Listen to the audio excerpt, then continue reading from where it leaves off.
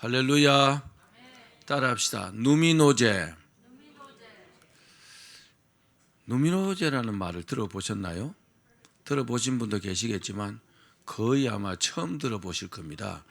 누미노제가 무슨 말일까요? 굉장히 중요한 말입니다. 누미노제는 신적 존재를 만난 신비적인 체험을 철학적으로 말한 겁니다. 철학적인 용어로 누미노제라고 말하는 겁니다. 다시 말씀드릴게요. 신적 존재를 만난 어떤 신비적인 체험. 다시 말씀드리면 어떤 초월적인 존재를 만났을 때 느끼는 그 두려움을 포함한 신비적인 체험을 말하는 겁니다. 다시 말씀드리면 살아계신 하나님을 만났을 때 느끼는 그 희열, 두려움, 경외감, 그런 것을 다 포함한 겁니다. 하나님을 만나면요, 엄청난 신비로움을 느낄 것입니다. 또 상상할 수 없는 두려움이 몰려온다고 합니다. 그리고 그 외에도 압도적인 어떤 경외심과 권위를 느끼게 될 것입니다. 그렇겠죠? 실제로 하나님을 만나면 우리가 예측할 수 없잖아요. 상상할 수 없잖아요.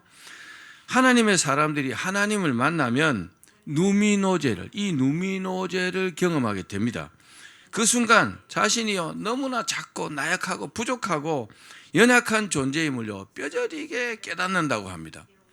와, 이렇게 정말 어마어마하신 하나님이셨구나 하는 것을 알게 되면은 자기가 너무나 작고 보잘것없는 존재로 느껴진다는 겁니다.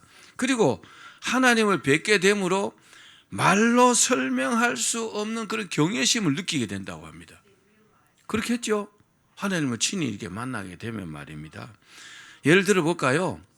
모세는 호렙산 떨기나무 불꽃 가운데서 하나님을 만남으로 누미노제를 경험했습니다. 그리고 하나님의 음성을 들었어요. 모세야, 모세야, 내가 선 곳은 거룩한 곳이니 내 발에서 신을 벗어라. 떨기나무가 타고 있는데 분명히 불이 붙었는데 그럼 불이 붙었다가 쭉 타다가 꺼질 텐데 계속 타고 그 떨기나무 불꽃 가운데서 음성을 들은 겁니다. 얼마나 놀랬겠습니까? 그리고 모세는요 어마어마한 누미노제를 체험합니다. 그 놀라운 경험을 설명할 수 있는 단어가 바로 이 누미노제입니다. 그렇습니다. 이 누미노제가 주는 하나는 뭡니까? 두려움입니다. 또 하나는 매혹입니다. 두려움은 그 절대자 앞에서 연약한 자가 느끼는 어떤 경외심입니다. 우리가 실제로 하나님을 만났다고 가정해 보십시오. 어떻겠습니까? 그러나 매혹은 뭡니까? 매혹은 살아계신 하나님을 만남으로 인한 어떤 희열, 그 기쁨이 막 넘쳐나는 거 있죠. 여러분 주님을 만나고 싶으시죠?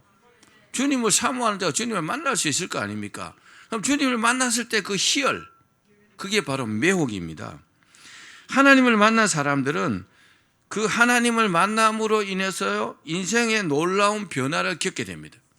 하나님을 만난 사람들은 전부 다 변화되었어요. 그리고요 다 축복받았습니다.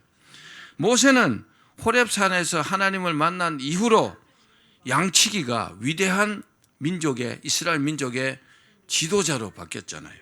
그리고 200만 명이 넘는 그 이스라엘 백성들을 광야 40년을 거쳐서 가나안 땅으로 이렇게 인도하는 그 사명도 감당했습니다. 이 누미노제를 체험한 사람은 성경에도 많습니다.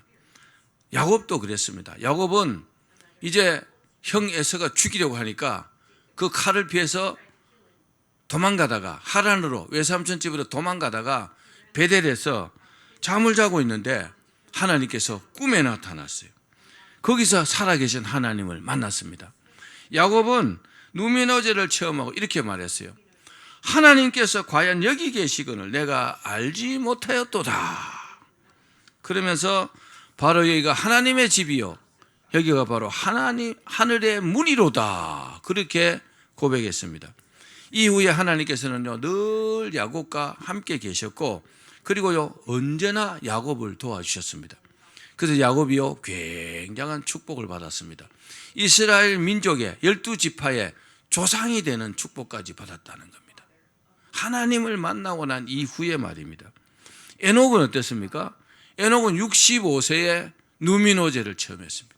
에녹은 65세에 하나님을 만났습니다. 그리고 300년 동안 하나님과 동행하다가 죽지 않고 인류 최초로 하나님께서요 에녹을 죽이시지 않고 그대로 산 채로요 그냥 하늘로 데리고 갔습니다.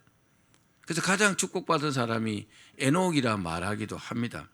아브라함은 어땠습니까? 아브라함은요 하나님께서 천사들과 함께 이렇게 오신 것을 보고요 깜짝 놀라가지고 그리고 너무나 기뻐가지고 급히 가고 뭐 했습니까? 살찐 송아지를 잡아가지고 요리를 하고 또 떡을 하고 그래가지고 각진하게 대접했습니다. 그 기쁨을 말로 할 수 없었다는 겁니다. 그리고 하나님께서는요 아브라함을 축복하셔가지고 계속 그 축복이 아브라함과 후손에게까지 이어졌지 않습니까? 또 이사야는 어떻습니까? 이사야는 이사야서 6장에 보면 성전에서 기도하고 있었습니다. 기도하고 있을 때 갑자기 하나님께서 임재하셨어요. 이사야에게 하나님께서 높이 들린 보좌에 앉으셨고 그 옷자락이 성전에 가득하게 드리워졌다 그랬습니다. 그리고 날개가 6개 달린 천사들이 날며 찬양하면서 성전에 하나님의 영광이 가득했다 그랬습니다. 이사야가요 그 순간에 이 누미노제를 체험하고 너무나 두려워가지고 이렇게 말합니다. 화로다 나여 망하게 되었도다. 나는 입술이 부정한 사람이요 나는 입술이 부정한 백성 중에 거주하면서 만군의 여호와이신 왕을 배었음이로다. 너무 놀래갖고요 원래 하나님을 이렇게 보면 죽는다고 그랬거든요. 하나님께서 죽이신다 그랬어요. 그래서 모세에게도 얼굴은 보여주지 않고 등만 보여주셨거든요 하나님께서. 그래서 이사야는 그런 걸 알고 있었기 때문에 자신이 죽는다고 생각했던 거죠. 그때 천사가 뭘 했느냐, 그 빈 숯을 가지고요 빈 숯을 이사야의 입술에 갖다 대었습니다.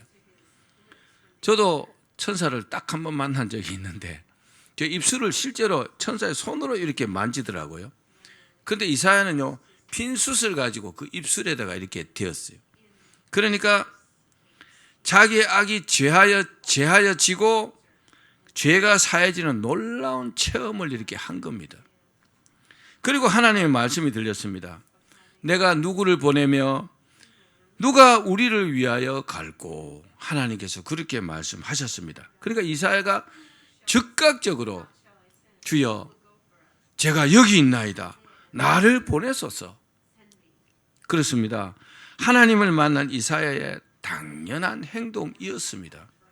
이사야는요 너무나 감격스러워서 바로 하나님의 충성된 일꾼이 된 것입니다. 그렇게 작정하고 바로 하나님의 엄청난 일꾼이 된 것이죠. 우리가 잘 아는 그 아브라함의 아들 하갈이 이스마엘을 낳았는데 이제 이삭이 태어나고 나니까 자꾸 이 이스마엘이 이삭을 막 괴롭혔던가 봐요. 그러니까 사라가 아브라함에게 이야기하니까 쫓아내라 그랬어요. 그래서 하갈과 이스마엘이요 쫓겨났어요. 먹을 것 좀 주고 떡을 좀 주고 물 한 주머니 줘갖고 쫓아냈는데 광야로 쫓겨났는데 그 물이 얼마 가겠습니까? 먹을 게 얼마 가겠습니까? 얼마 안 잊어서 다 떨어졌어요. 그래서 목이 말라서 목이 타서 죽을 것 같은데 그 이스마엘이 뭐 어린 아이니까 막 울었겠죠. 하나님께서 그 하갈이 또 막 애통하는 모습을 보고 이스마엘이 우는 모습을 보고 하나님께서 나타나셔가지고 그 한 곳을 가르쳤어요. 그래서 거기를 탁 터치니까 하나님이 나타나시니까 터치니까 어떻게 해요? 우물이 탁 터졌어요. 그래서 그 우물을 마시고 다시 살게 되었습니다. 그러나 최고의 누미노제를 체험한 사람은 바로 사도 바울입니다. 바울은 사내들인 공회의 공문을 받아가지고 말을 타고 다메섹으로 가는 중이었어요. 사람들을 잡아가기 위해서 근데 거기서 해보다 더 밝게 비추는, 확 둘러 비추는 주님을 보고 말에서 탁 굴러 떨어졌어요. 그리고요 바로 맹인이 되어버렸습니다. 소경이 되어버렸습니다. 그때 바울은요, 사울이었지만 어마어마한 충격을 받았습니다. 왜냐? 말에서 굴려 떨어지기도 했지만 소경이 되었고, 더 충격적인 것은 뭡니까? 하늘에서 음성이 들리는 겁니다.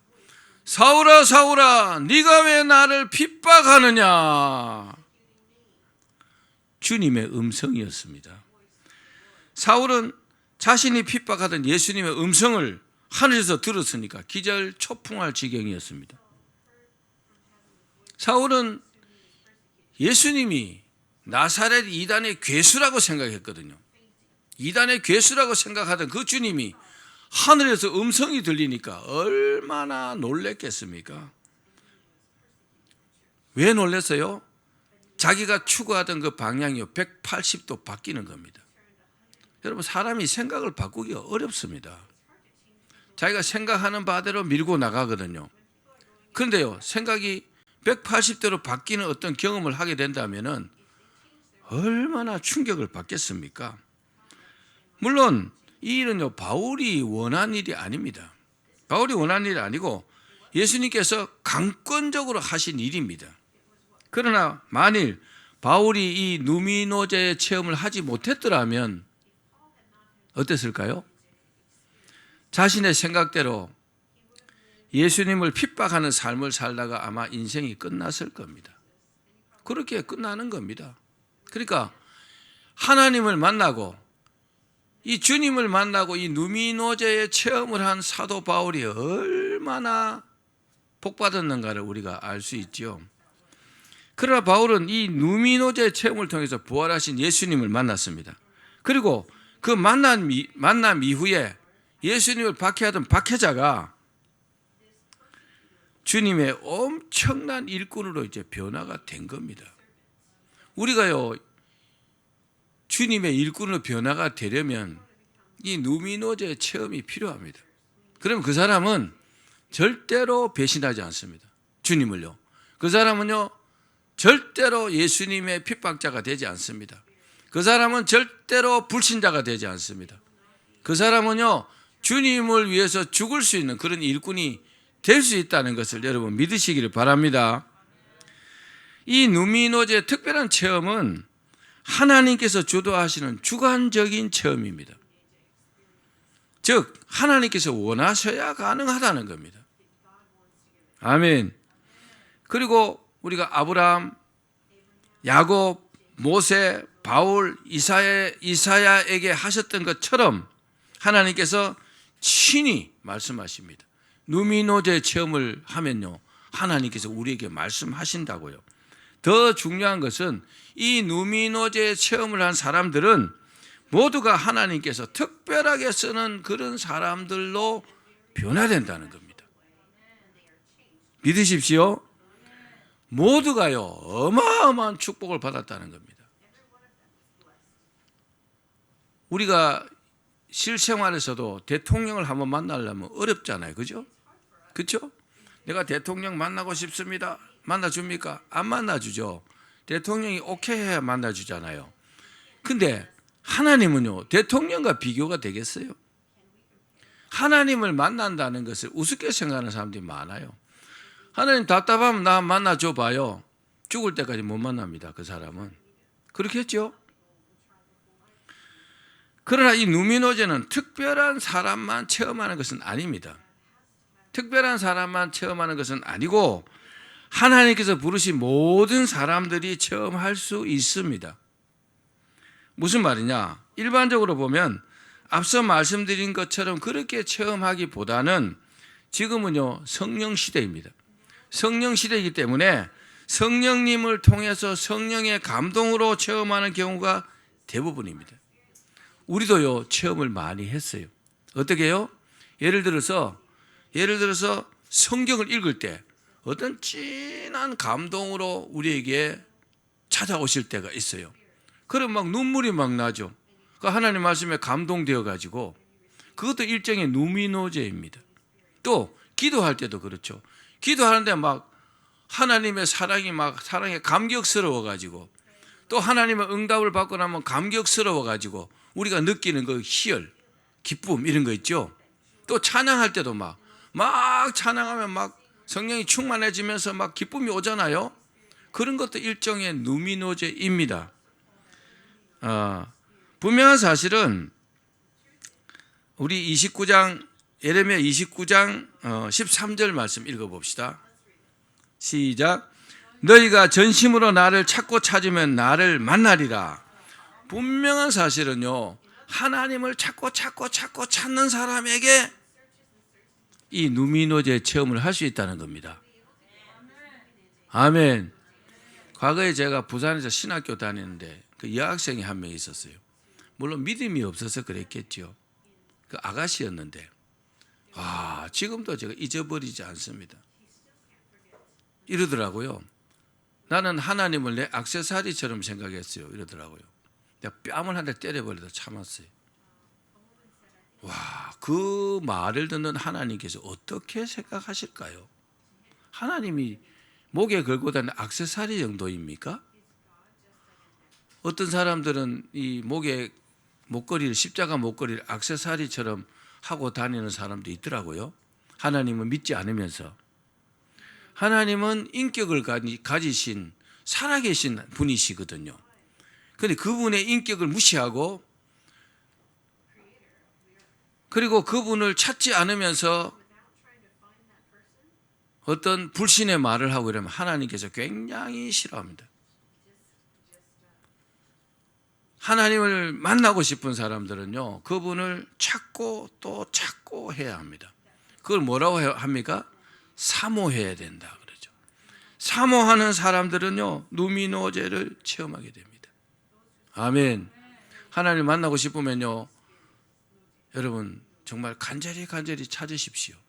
우리 그 주일학교 아이들 찬양 중에 생각나는 게 예수님 만나고 싶어요. 참 많이 불렀어요. 아이들 가르치면서 예수님 만나고 싶어요. 손을 모아 기도할 때 응답해 주세요. 그 어린 아이들이 그죠? 예수님 만나고 싶다고 정말 그 믿음으로 간절히 구하면 만나 주시지 않겠습니까? 그렇게요, 사모하는 마음으로 주님을 찾아야 만나 주신다는 사실을 여러분 꼭 기억하기를 바랍니다. 사랑하는 여러분, 하나님을 만나고 누미노제를 체험하려면 우리가 몇 가지를 해야 합니다. 이 몇 가지를 하면은요, 하나님께서 우리를 만나 주십니다. 세 가지로 말씀드릴게요. 첫 번째, 따라합시다. 예배 드리는 자세로 살아야 한다. 우리가 평소에 살아가는 모습이요, 예배 드리는 자의 모습이라면 정말 그 사람은요, 최고의 자세를 가진 사람일 겁니다. 우리 요한복음 4장 24절 말씀 읽어봅시다. 시작. 하나님은 영이시니 예배하는 자가 영과 진리로 예배할지니라. 신령과 진정으로 예배할지니라. 같은 말씀입니다. 코람데오란 말이 있습니다. 코람데오. 이 말은 중세 라틴어입니다. 중세 라틴어인데 하나님 앞에서 이런 뜻입니다. 한번 따라합시다. 코람데오. 우리가 세상을 살아갈 때 이 코람데오의 자세로 살아야 된다고 해서 중세 신앙인들은요, 이 코람데오란 말을 굉장히 많이 썼어요. 코람데오 그랬어요. 하나님 앞에서 살아간다는 거죠. 기도할 때, 찬양할 때, 뭐 이럴 때뿐만 아니고 그냥 평소에 살아가는 모습이 코람데오의 정신으로 살아간다는 겁니다. 그게 뭡니까? 최상의 자세입니다. 평소에 살아가는 모습이 그렇다면 하나님은 그 사람을 주목할 줄로 믿습니다. 그렇습니다. 우리가 예배를 드릴 때 예배 순서 하나하나가 다 중요합니다. 이 모든 과정은요, 경건하게 하나님을 섬기는 절차입니다. 어느 게 중요하고 어느 게 안 중요하고 그런 게 없어요. 하나님께 드리는 것이기 때문에. 그런데 우리가 늘 예배를 드리다 보면 형식적이 될 수가 있어요. 아이 오늘 또 주일 됐네. 예배 드리러 가야지. 그런 마음은요 정말 하나님이 싫어하는 마음입니다. 그런 사람이 평소에 살아가면서 예배 드리는 자의 자세로 살아간다고 볼 수 없겠죠. 예배 시간은요 더더욱 중요하죠. 근데 예배 시간 아닌 시간에도 이 예배 드리는 자의 자세로 살아간다면 하나님은요 그 사람을 주목하고 만나 주실 겁니다. 할렐루야. 그렇게 되시기를 바랍니다. 두 번째는 따라합시다. 기도하는 자세로 살아야 한다. 기도하는 사람의 가장 큰 덕목은 뭘까요? 믿음과 그리고 겸손으로 드리는 어떤 간절함입니다. 바리새인과 세리가 기도하는 모습을 성경에 기록해 놨어요. 바리새인은 막 떠벌렸어요. 자기 잘난 척 막 했어요. 얼굴을 들고 하늘을 쳐다보면서 서서 손을 높이 들고 자기 자랑을 잔뜩 했어요. 근데 세리는요 너무 죄송해 갖고 무릎을 꿇고 고개를 숙이고 하나님 앞에 자기 죄를 용서해 달라고 겸손하게 그렇게 기도를 드렸습니다. 하나님은요 세리의 기도를 기뻐 받으셨습니다. 아멘. 여러분 기도하는 사람도 자세가 매우 중요합니다. 그냥 동네 아저씨한테 말하듯이 그런 식으로 기도하는 기도는요 하지 않는 것이 바람직합니다. 올바른 자세로 무릎을 꿇고 하면 더 좋겠죠. 손을 모으고 그리고 아주 겸손한 자세로 하나님께 기도하면 하나님께서는 우리 기도를 받아주십니다. 또 우리가 기도하는 자세로 살아가면요 하나님께서 그 사람을 굉장히 귀하게 여기십니다. 우리 잠언 22장 4절 말씀 읽어봅시다. 시작. 겸손과 여호와를 경외함의 보상은 재물과 영광과 생명이니라. 아멘. 하나님께서 재물과 영광과 생명을 주시면요 다 주신 거잖아요. 그건 어떻게 하면 준다고요? 겸손과 여호와를 경외해야 된다는 거죠. 아주 겸손하게 하나님을 쫙 경외하면 전부 다 주신다는 겁니다. 그럼 돈도 주시고 건강도 주시고 필요한 거 다 주십니다. 평안도 주십니다. 그러니까 어떻게든지요 겸손하게 하나님을 잘 섬겨야 됩니다. 그런 믿음의 사람들은 하나님께서요 우리가 원하면 그 사람은 하나님 만나 주십니다. 그렇습니다. 우리가 하나님 앞에 살아갈 때 이처럼 기도하는 태도가 매우 중요합니다.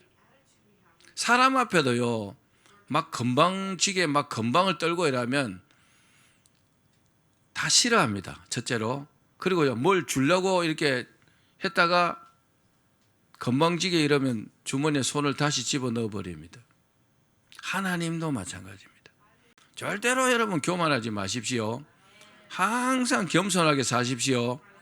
겸손한 태도로 기도하는 자세로 여러분이 살아간다면은 하나님께서는 우리가 원할 때 하나님 만나 주십니다. 그 누미노제를 경험하게 될 줄로 믿습니다. 자, 마지막으로 누미노제를 체험하려면 따라합시다. 하나님께 헌신해야 한다. 하나님께 헌신자의 모습으로 살아가야 하나님께서 그 사람을 만나 주십니다. 자, 우리 고린도전서 4장 1절 2절입니다. 시작. 사람이 마땅히 우리를 그리스도의 일꾼이요 하나님의 비밀을 맡은 자로 여길지어다. 그리고 맡은 자들에게 구할 것은 충성이니라. 아멘. 헌신자를 다른 말로 하면 뭡니까? 충성하는 충성자입니다. 군대 가면 구호도 그런 게 있죠. 뭐 충성, 단결. 상관의 명령에 아니 국가에 충성하라고 충성하겠죠. 그죠? 충성하다 보면요 충성하게 됩니다.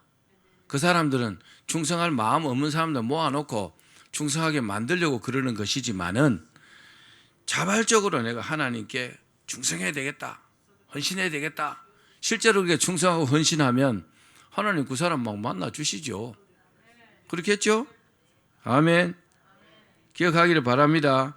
오늘 본문에 엘리야 선지자가 갈멜산에서 하나님께서 불을 내려주셨어요. 엘리야가 기도하는 대로 하늘 문을 열고 불을 내려주셔가지고 그 정말 제단에 있는요 그냥 나무만 있지 않고 물을요 12통이나 갖다 부었어요. 그걸요 싹 태우고 도랑에 물까지 앉아 싹 말릴 만큼 하늘에 불을 내려주셨어요. 이제 바알과 하나님이 누가 진짜 신인가 이걸요 내기를 한 겁니다. 말하자면, 쉽게 말하면. 그런데 하나님께서 참 신이라는 사실이 입증이 되었잖아요. 그러니까 그 850명 바알과 아세라 선지자 850명을요 기손 시내로 데려가고 다 칼로 죽였습니다. 완벽한 승리를 한 거죠. 그런 우상을 섬기는 그 우상을 섬기는 제사장들을, 우상 숭배자들을 다 이렇게 처단한 겁니다. 그리고 기도했어요. 3년 6개월 동안 하늘이 막혀가지고 비가 내리지 않았습니다. 가뭄이 있었다고, 이슬도 내리지 않았다 그랬어요. 그런데 엘리야가 기도해서 이제 폭우가 쏟아졌어요. 그리고 가뭄이 싹 해소되었죠. 여러분, 이렇게 엘리야가 승리할 수 있었던 것은 무엇보다도 엘리야가요 하나님께 헌신하는 헌신자였기 때문에 하나님께서 응답하신 겁니다. 그러나 엘리야도 사람이잖아요. 저도 사역을 하면 부흥회를 하거나 어떤 막 그런 영적인 큰일을 하고 나면요, 하고 난 다음에는 사람이요 굉장히 이렇게 피폐해지는 느낌이 들더라고요. 근데 엘리야도 똑같았던 것 같아요. 엄청난 승리를 했는데 무슨 소식이 들려오느냐? 그 아합의 부인 이세벨이요, 이세벨이 내가 엘리야를 죽이지 않으면 하나님께서 내게 벌의 벌을 내리시라고 맹세한다고 그랬어요. 반드시 죽인다는 말이잖아요. 그 소식이 엘리야에게 들려온 겁니다. 그 엘리야가요 완벽하게 승리할 때 그 모습은 어디 가고 없고 이제 광야로 도망을 갔어요. 광야로 도망을 가고 광야의 로뎀 나무 아래에서 죽기를 간구했습니다. 하나님, 내가 이제 죽는 게 더 낫습니다. 내가 이제 살 수 없고 저 이세벨이 나를 죽인다는데 내가 어떻게 합니까? 그렇게 도망을 갔습니다. 그런데 하나님께서요 어떻게 해요? 하나님은 엘리야가 이쁘겠지요. 그렇게 헌신자로 열심히 하니까 그러니까 천사를 보냈어요. 떡과 고기를 주어가지고 그 떡과 고기를 이제 엘리야가 먹고 막 힘을 냈어요. 힘을 내고 어디로 갔냐? 호렙산까지 갔어요. 호렙산까지 거리가 굉장히 멀었어요. 하나님께서 호렙산으로 가라고 했거든요. 호렙산으로 갔는데 이제 갔습니다. 갔는데 지금까지 엘리야는요 한 번도 하나님을 친히 만난 적은 없었습니다. 엄청난 능력을 행했음에도 불구하고 그런 누미노제 체험 못했단 말입니다. 여러분, 물론 하늘에서 하나님께서 불을 내려주시는 그 체험만 해도 굉장하겠죠. 큰 감동이 오겠죠. 그런데 하나님을 친히 만나지는 못했다는 겁니다.